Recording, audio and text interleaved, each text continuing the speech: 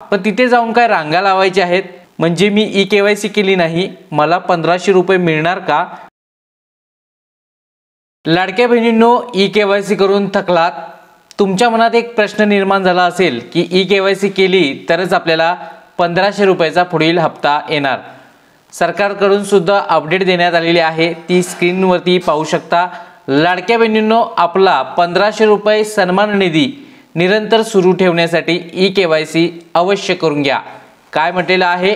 निरंतर सुरू ठेवण्यासाठी ई-केवायसी अवश्य करून घ्या, म्हणजे ई-केवायसी ही केलीच पाहिजे। त्यानंतर पहा, ई-केवायसी झालेल्या भगिनींनाच मिळणार मुख्यमंत्री लाडकी बहीण योजनेचा लाभ। आता का? तर ई-केवायसी केल्यानंतरच समजणार की त्या पात्र होणार की अपात्र होणार। त्याचबरोबर आवश्यक कागदपत्राची सुद्धा माहिती तिथे देण्यात आलेली आहे। कोणती आवश्यक कागदपत्र लागतात? पात्र भगिनीचं आधार कार्ड, तिच्या पतीचे किंवा वडिलांचे आधार कार्ड। पण सरकारला विनंती की ज्यांचे पती नाहीत किंवा वडीलही नाहीत त्यांना कोणतं आधार कार्ड सिलेक्ट करायचा त्याचा ऑप्शनच सरकारने दिलेला नाही।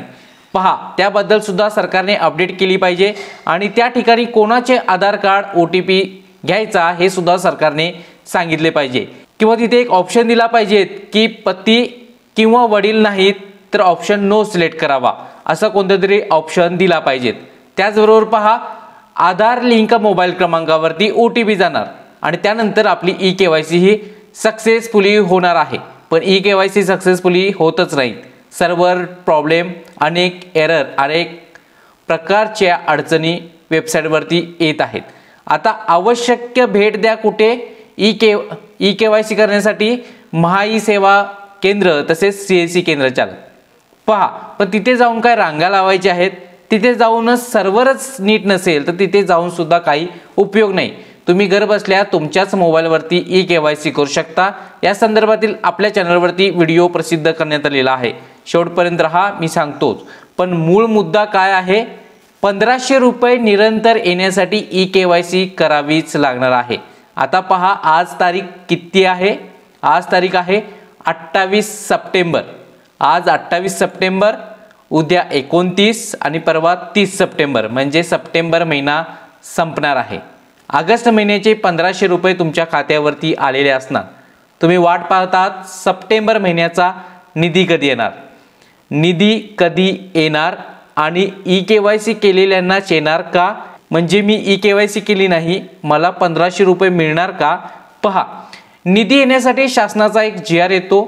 सप्टेंबर महिन्याचा हप्ता कधी येणार याबाबत शासनाचा GR अद्याप आलेला नाही, म्हणजे शासनाचा GR हा निधीसाठी येतो।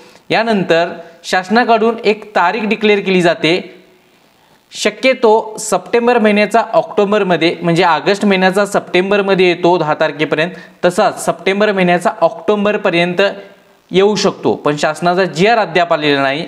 त्याचबरोबर पहा, ई-केवायसी केल्यानंतरच पैसे भेटतील का हे सुद्धा शासनाकडून अपडेट नाही, म्हणजे पहा सर्व्हर खूप डाऊन आहे। आता ई-केवायसी करण्याची शेवटची दिनांक किती आहे? 2 महिन्याचा कालावधी असतो, पण असाच सर्व्हर असेल तर 2 महिन्यात ई-केवायसी होऊ शकते का? तर नाही। सर्व्हर फास्ट असेल आणि 2 महिन्यात सर्व महिलांची जर ई-केवायसी झाली तर त्यातून पात्र अपात्र असे ठरवले जातील, त्यानंतर त्या महिलांच्या खात्यावरती पैसे सोडले जातील। पण सरकारकडून अपडेट येऊ द्या, म्हणजे काय की या सप्टेंबर महिन्याचा हप्ता हा ई-केवायसी केल्यानंतरच भेटेल अशी अपडेट आहे का? तर नाही। पहा, जर सरकारला पैसे सोडायचे असतील तर सप्टेंबर महिन्याचा निधी ऑक्टोबरमध्ये सोडणार, म्हणजे ई-केवायसी केल्यानंतरच सोडण्याचा विचार असेल तर हे 2 महिने सरकार पैसे थांबवतील आणि डायरेक्टली 2 महिन्यानंतर ई-केवायसी झाल्यानंतर पैसे सोडण्याचा विचार करतील, असा सुद्धा विचार असू शकतो। किंवा ऑगस्ट जुलै प्रमाणेच सप्टेंबर महिन्याचा सुद्धा हप्ता ज्या पात्र महिला आहेत त्यांच्या खात्यावरती येईल आणि ज्या दिवशी म्हणजे 2 महिन्यानंतर ई-केवायसी झाल्यानंतर 2 महिन्यानंतर सरकार पात्र अपात्र ठरवून पुढील हप्ते सोडतील। मुळात प्रश्न समजून घ्या, जर समजलं नसेल तर पुन्हा व्हिडिओ पहा। पण सरकारकडून अद्याप अशी कोणत्याही प्रकारची घोषणा नाही की पहा सप्टेंबर महिन्याचा हप्ता हा ई-केवायसी केल्यानंतरच मिळेल। पण पहा, आपल्याला ई-केवायसी करणं बंधनकारकच राहणार आहे, कारण ई-केवायसी केल्यानंतरच पात्र अपात्र ठरणार आहेत। पहा, आता सप्टेंबरचा हप्ता कधी येणार याबाबत शासनाने GR किंवा त्याबाबत तारीख डिक्लेअर केली नाही किंवा त्याबाबत ई-KYCचा जी काही अट आहे ती सुद्धा सांगितलेली नाही। त्यासाठी आपल्या चॅनलला फॉलो करून ठेवा, आपल्या व्हॉट्सअप चॅनलला सुद्धा फॉलो करा। सरकारकडून कोणती अपडेट येते का हे पाहूयात। आता तुम्हाला आजच्या या व्हिडिओतून एकच सांगतो की ई-KYC करून घ्या। सर्व्हर स्लो आहे, रात्रीच्या वेळेस तुम्ही करू शकता किंवा थोडे दिवस वेट करा। सरकारकडून सर्व्हर फास्ट म्हणजे ज्या महिला ई-KYC झालेल्या आहेत त्या सर्व्हरवरती कमी प्रमाणात येतील, त्यावेळी तुमचं ऑटोमॅटिकली ई-KYC ही फास्ट होऊन जाईल। त्याचबरोबर पहा, ई-KYC केल्यानंतरच हप्ता भेटेल का हे सप्टेंबर महिन्याचा हे आपल्याला अद्याप शासनाकडून सांगितलेले नाही। त्यामुळे कोणत्याही अशा अफवांवरती विश्वास ठेवू नका। सरकारची जी अपडेट येईल ती आपल्या चॅनलवरती प्रसिद्ध करण्यात येईल। पुन्हा भेटूया नेक्स्ट महत्त्वपूर्ण व्हिडिओ घेऊन। तुमच्या काही कमेंट असतील तर कमेंट सेक्शनचा जरूर वापर करा। धन्यवाद।